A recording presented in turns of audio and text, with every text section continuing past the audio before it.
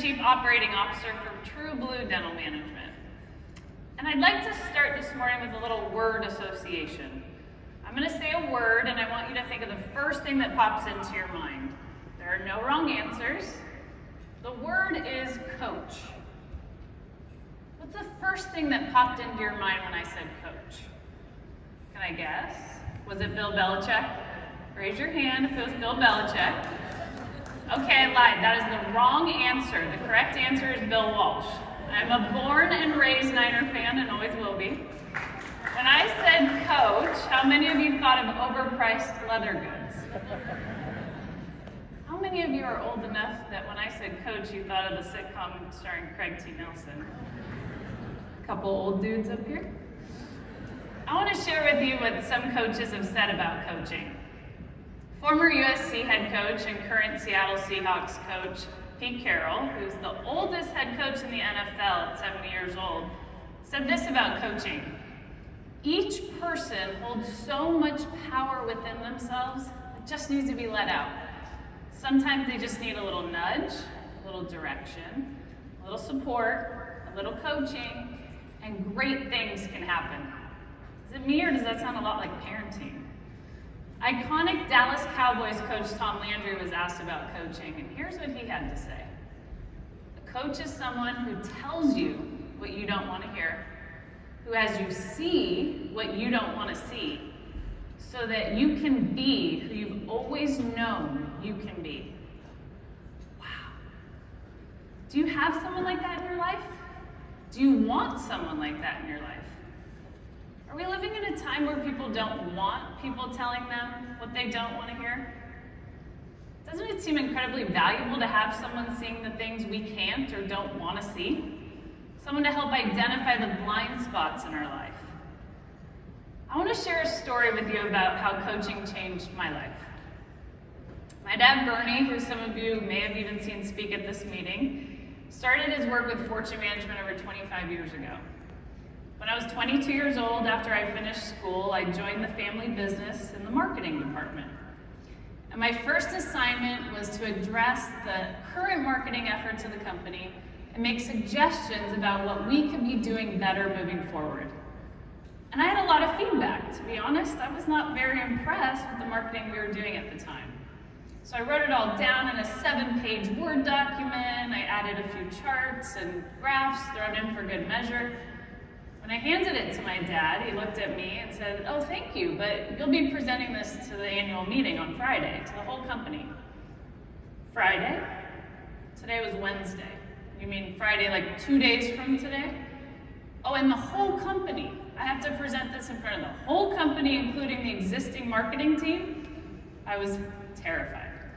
I'm the 22-year-old daughter of the CEO, and I'm going to tell these actual adults all the things I think we can do better. And a funny thing happened. When I got up in front of them and started speaking, I started crying. Not ugly crying, but there were tears uncontrollably rolling down my face. It caught me so much by surprise that I did not have the time to nonchalantly reach up and wipe my eyes once they started rolling. I couldn't wipe my face without ruining my makeup, so down they rolled onto the white blouse I was wearing. Now, unlike today's beautiful stage setup at that meeting, the audience was 5 feet away. There wasn't a stage, so yes, all the attendees could see what was happening in plain sight. I just kept saying, "Wow, my allergies aren't usually this bad." And the audience smiled, and what they didn't know is, I was allergic, all right? I was allergic to public speaking. I told myself I was crying because I had to tell our marketing team, as the newest member of the team, that I didn't like our current marketing efforts, and that made me so nervous it made me cry. I was relieved that I would never have to give that talk again and never experience tears on stage again. My next lecture was much friendlier to a group of dentists I knew, long-term Fortune clients. And 2 minutes into the talk, the funniest thing happened.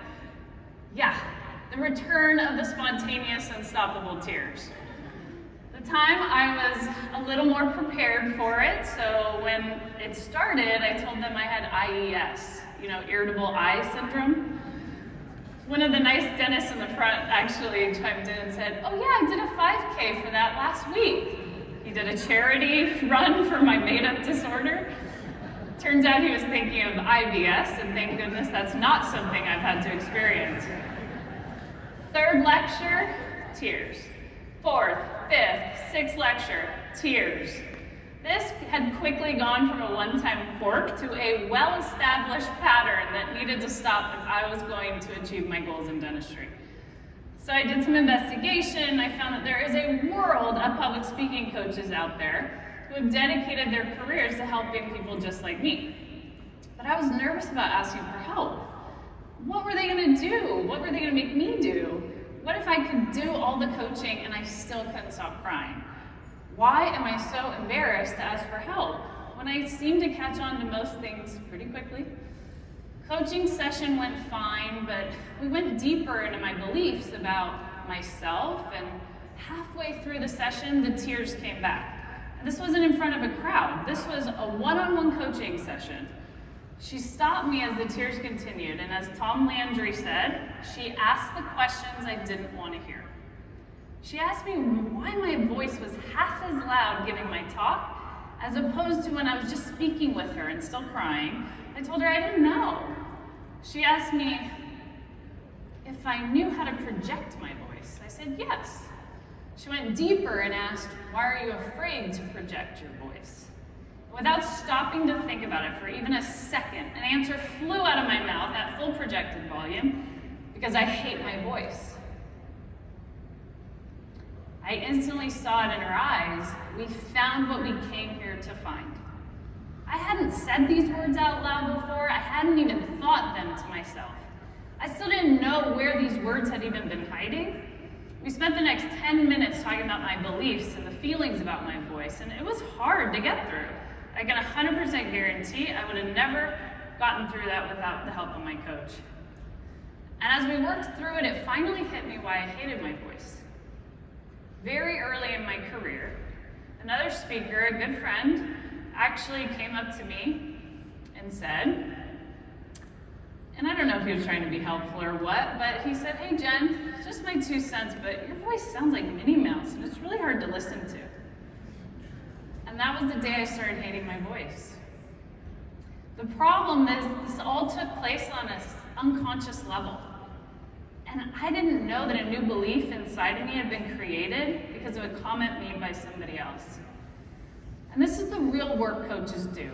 Help you find the beliefs you have about yourself, about money, about your team, about success in dentistry. What beliefs do you have that are holding you back from getting the results you really want? Beliefs have the ability to not only shape us as individuals, but the communities we are a part of. We are living in an interesting time where beliefs about how you should practice and what is good for you and is being told to you right and left. When I look back to when medical professionals lost their profession to corporate entities, big pharma, and insurance, I can see the belief they had. I'm too busy to manage my practice. My job is to focus on clinical care. Well, you know what happens when you don't have a plan for yourself? Someone else has a plan for you. I don't know about you, but I don't believe medicine is better off now, and I'll be damned if dentistry follows the same path. True Blue Dental was created with an entirely different belief in order to preserve private practitioner dentistry and give back the power of choice to dental practitioners. A belief that it's a dentist's right to thrive while owning their own practice. A belief that it's a dentist's choice to sell their business or a portion of their business, but it's not their only option. I love dentistry, and I am committed to protecting it. I want to acknowledge Dentsply Sirona and their commitment to empowering women in dentistry and the goal of 50-50 in 2022. It is my hope that the speakers elevated on that platform will change the messaging for women dentists. Women dentists should not be told that in order to have true life-work balance, they have to choose between owning a practice and having a family. You can absolutely have both and kick butt while doing it. At Fortune Management, we focus on coaching, on helping you to find what's blocking your growth in your practice and your happiness in and outside of your practice. At True Blue, we are committed to clearing the path for all private practitioners to thrive. I know that not everyone will continue down the path for independent dentistry, and that's okay.